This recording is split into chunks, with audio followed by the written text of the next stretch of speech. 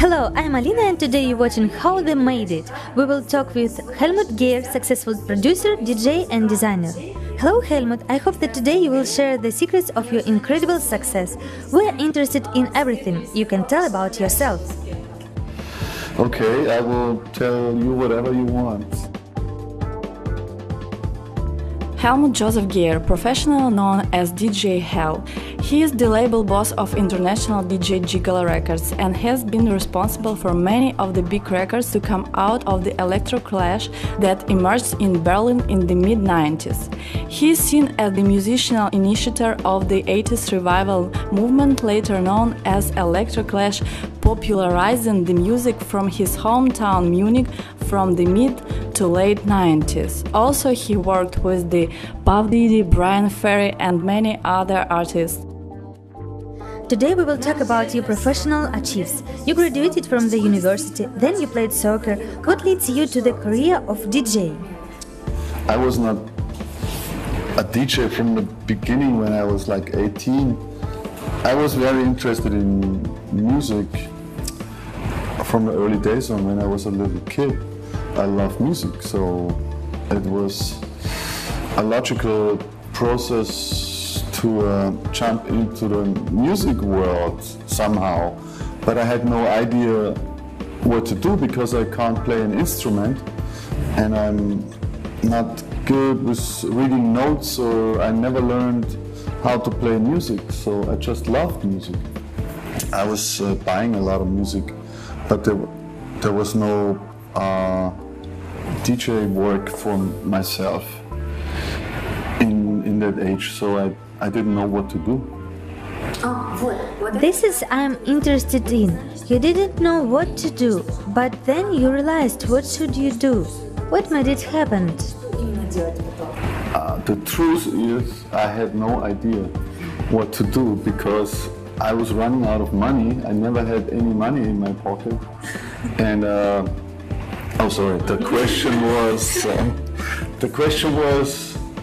the serious question, the real question was, should I buy some food or should I buy some music, some records? So I decided to buy some records and visit some friends, you know, where they were cooking some food for me or hopefully getting something. And if I look back clearly, this was already a start into being whatever called musician, music lover, DJ, producer, whatever, you know. So I had a lot of ideas and visions and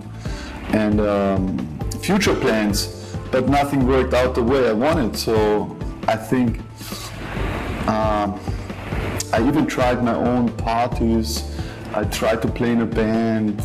I tried to DJ in clubs, but in that time when I was young, DJing was not a real job where you can earn some money.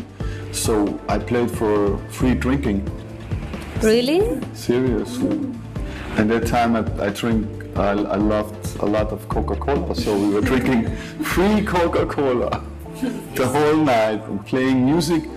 But yeah, it's a whole lifetime story. It would take a week to tell you. So I was DJing already in a team. We were 5 friends and we had like one night in the club and we're playing our favorite music. So the people really loved it, what we're doing, because it was so-called new wave and punk music in the late 70s, 78, 79. And there's more and more people coming to the club. The owner was really happy that he made a lot of money with the people. So we got like better days to play on the weekend. So, and then I decide already in that area that I become a DJ. So I got offers from other clubs because they know if I'm playing my music, people are coming because they like the music I play. And so I was just going on, but I had no idea. The big vision, the big master plan came 1995. Should I go on? Just telling my whole life story? Did you go through the moments of despair? You created your team and you realized that you will have some problems on your way. What encouraged you? Problema? Yeah, most of the time. Seriously. So, I mean, I was not upset because I was together with the music, living in that kind of musical life somehow. But I also was always with my friends. So it was a lot of happy moments as I can remember, because I don't have to go to work in the morning and then, you know, I have to be all these regulations and stuff. I didn't want to do that. So I said, let's go on. Even if I have no money and no food, I will be with my friends and I have my music, you know. So, but somehow after all these years, having no money, no car, no food, I decided to become more professional and start my own business with a record company, a publishing company, DJ booking, producing myself, traveling all around the world. So that starts in the early mid-90s. So I started my own company called Gigolo Records, International DJ Gigolo Records. Have you ever heard from your relatives that you should make a career in business or to become an artist, manager or whatever? But you didn't listen to them and lead your own way. I was never together with a manager because I was managing my own life. I don't need somebody telling me what to do. I was always that way. Maybe that comes out of this punk area, you know, where there's no regulation and you're free whatever you want to do. So this is still kind of way I'm living, but I like the idea. I remember when I was wearing a suit, like businessman with like a small suitcase, going to work in my office. I really liked this image, so people were like, why are you doing that? But I liked it was kind of provocation as well, but I was dressed as a businessman suddenly, but I was a DJ. But then I was really liked this image, and even I was doing the work for my own company, so I'm becoming more dressed as a real businessman. So. But it was my own business. I didn't respect the rules of the music business or any rules in this kind of section, and I tried to make up my own rules, my own way of doing it, and it went really successful in a very short time, because maybe people were waiting for that, you know. So there was a big area called Electro Clash music, and we went really successful, and a lot of musicians like Miss Kittin and Die Hacker and Tiger and Fisher Spooner and were coming up and went really successful all around the world. Could you remember that day when you understood that you are really famous? You are the star. It was not overnight. It was like a long process over years, because I learned how to make decisions quick, and even if it's wrong, I made the decision. But it took me years, because I'm also lazy, you know. Are you? Yeah. I always think I can do much more, but at the other time I work on so many projects at the same time that I always think you could do much more work, you know. I can go to the studio after this interview and do another interview and already make some projects here in Kiev, talking to some clubs, maybe do some residency here, doing some fashion designs, because yesterday I went to a club and I saw a guy wearing my t-shirt, you know. So I was like, where you get this t-shirt?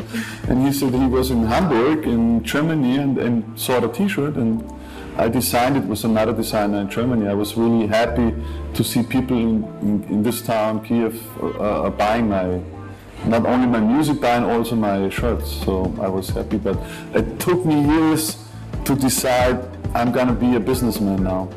And I'd like to do that because I did it in my way. I didn't respect what's the regular way. I found out all these new rules and new ways of doing it. And that's why I liked it.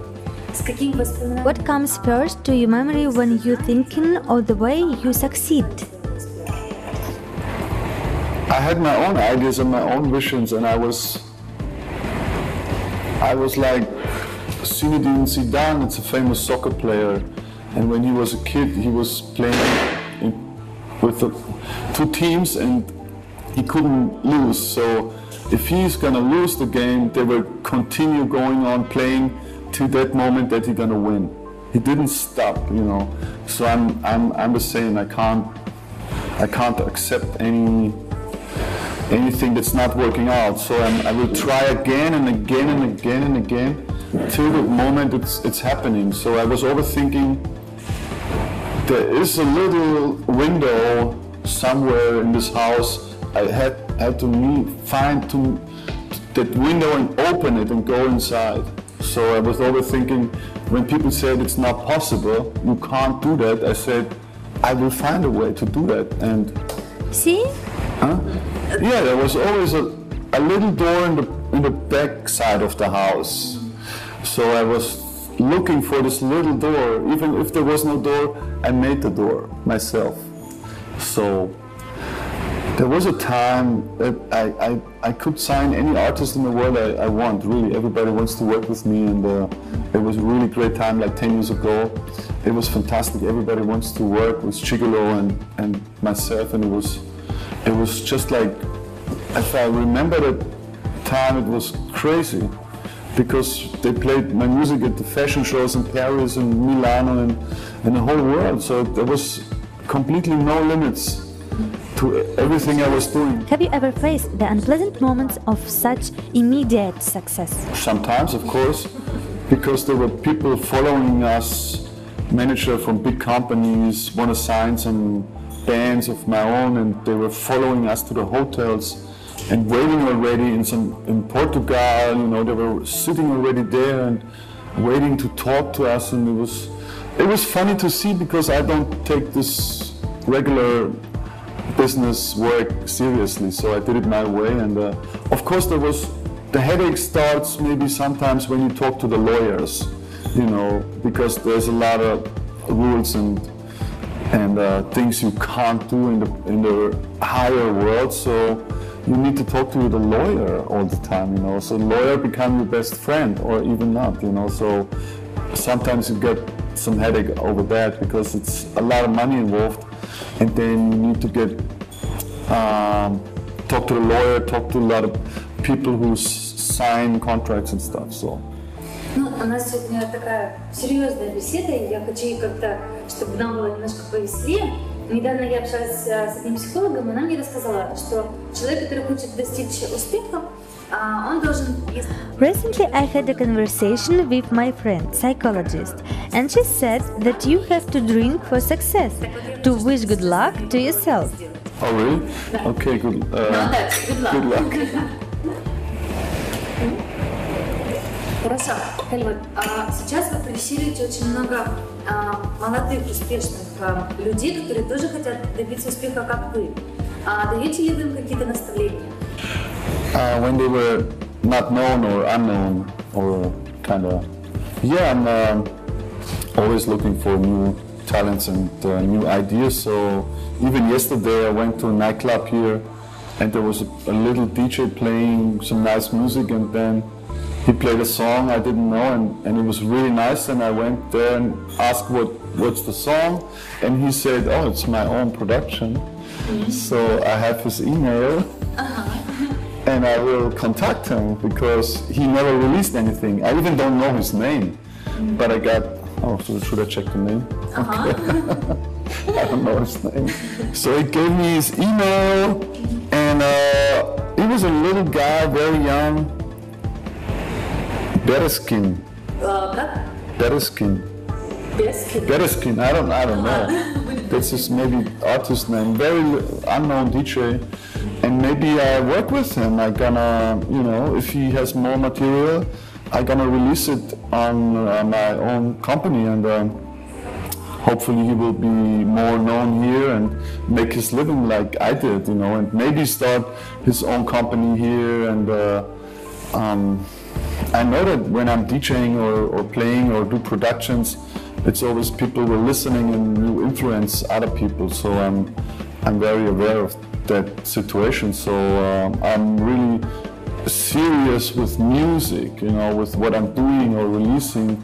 This is really like most serious thing in my life. So because I knew there's an influence to other people and people look at you and what you're doing. So I'm really like to work with very young, unknown people and help them on the way, and it's always big success for me when I see they're gonna be successful later on. So I can invest my money into these people, and that's maybe one of the most interesting situations in music business, when you believe in something and you hear something, and even if there's no name, like back in the days with Miss Kitten and the Hacker, when I found them and released it, everybody didn't like it, you know, because this music was not popular, and she sings like Frank Sinatra is dead, ha ha ha, you know, this. A lot of people think it was not funny, but after that she became really famous, and it took some years, but I really believed in her and I really liked the way what they're doing. So maybe this Berensky guy. Maybe he becomes a star one day. Maybe he's the next coming up, because he was really, what I saw, really into music, and the way he played it, it was really nice, and he was a very nice guy, charming guy. So maybe in 10 years time he's #1 DJ in Ukraine. Check it out. maybe I don't know yet. I have to find out. Helmut, you just illuminate the success, and I want to sit next to you and ask one more question. Oh, okay. But because you, with you, I feel very successful too, you know? Oh, really? Yes, really. By the way, this is your CD? Yeah, it's even I do the design and graphic. I work with best people on every area, so it took me 1 year to design it like that. Helmut, could you imagine that this second one of the people who watch us dreaming about something, but just afraid to follow the dream? It will be great if you wish something to encourage this person. Yeah, don't be afraid. Sorry, no, it's like, sorry, it's just the short version. Yeah, don't be afraid, you know. I had situations I was very afraid of playing even the music I did myself, but I remember one situation on a big festival called Love Parade in Berlin, and I played in front of 10,000 people, or I don't know, maybe it was 5,000, I can't remember. And I had a 1 hour time to play my music, like a 1 hour set. And at the end, I had a new song produced myself, but I was like, should I play it or not? I was really afraid to play it because nobody ever heard it. So I said, at the last second, it was already the end of the 1 hour, and I said, fuck it, you know, play it. You made the song, you like it so much, so play it out so everybody will hear it. And I played the song, and it was one of the most successful song I ever did. And everybody heard it, and even after I played the song, there was a lot of business people coming up and wants to have the music, and really, I think it was the start in my musical career. Maybe that was the beginning of my musical career, because with that song, it was called My Definition of House Music. My career exploded. But I was very close to not play because I was afraid to play. I hope that today we made a big deal, and Helmut's life story and his advices will help you to find and to lead your own way. Now you can watch video with Helmut Gehr and Brian Ferry, You Can Dance. And And I want to say, if you want something, please do something. Don't be afraid. Все? That's it? Thank you. Yeah, sure. In a discotheque at dawn, it's when it came to me. I've been raving through the night, looking for some company. It was the mambo talking, it's got a lot to say. But do you come here often? Or do you wanna play? We'll hitchhike into Paris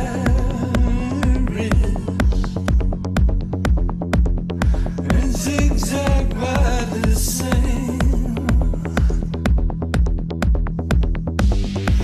The honeymoon promise, they'll never be the same. You can dance. There's a world waiting way beyond the sea. How I love to travel, baby, will you come with me? You can dance. Jump on the table, slide down the pole. You can wait a saber, you can pay your soul. Reno down to Vegas, a casino never closed. To the movers and the shakers, and the tango never knows. You can dance.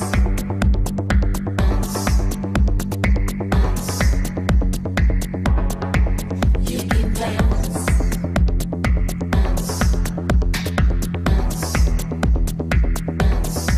You can dance. And it's an inspiration. I've got a lot of time to lose. You can dance.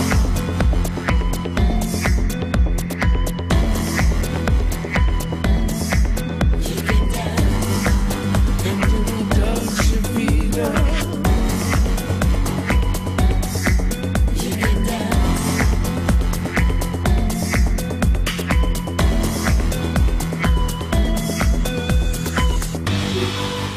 In England there's a moment,